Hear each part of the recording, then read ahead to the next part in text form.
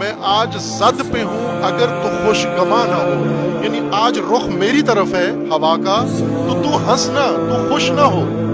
میں آج زد پہ ہوں اگر تو خوش گما نہ ہو، چراغ سب کے بجھیں گے ہوا کسی کی نہیں۔ یہ تاریخ بتاتی ہے ہمیں، چراغ سب کے بجھیں گے ہوا کسی کی نہیں۔ آج پشاور کی مسجد امامیہ مسجد اگر زد میں آئی ہے تو اگر آج محتاط رہے ان لوگوں کی طرح تو چراغ تمہارے بھی بجھیں گے ہوا کسی کی نہیں۔ دہشت گردی کا کوئی مذہب نہیں ہوتا، دہشت گردی کا کوئی قبیلہ نہیں ہوتا، دہشت گردی کوئی انسانیت نہیں ہوتی۔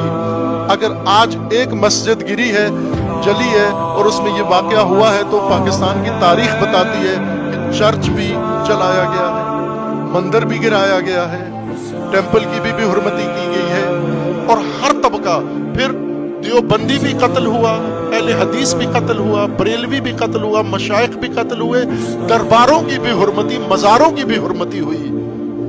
جب پہلا قتل شیعہ کا پاکستان میں ہوا تھا تو اگر کاروان حسینی اٹھ کے کھڑا ہو کے مزاحمت کرتا تو نہ کوئی ٹیمپل جلتا نہ کوئی مندر جلتا، سب رک جاتے، لیکن وہاں ہم محتاط رہے۔ عزیزان، اس حسینی مزاحمت کا نام کیا ہے کہ اگر آپ کو گھیر بھی لیں تو بھی آپ میدان ترک نہ کریں۔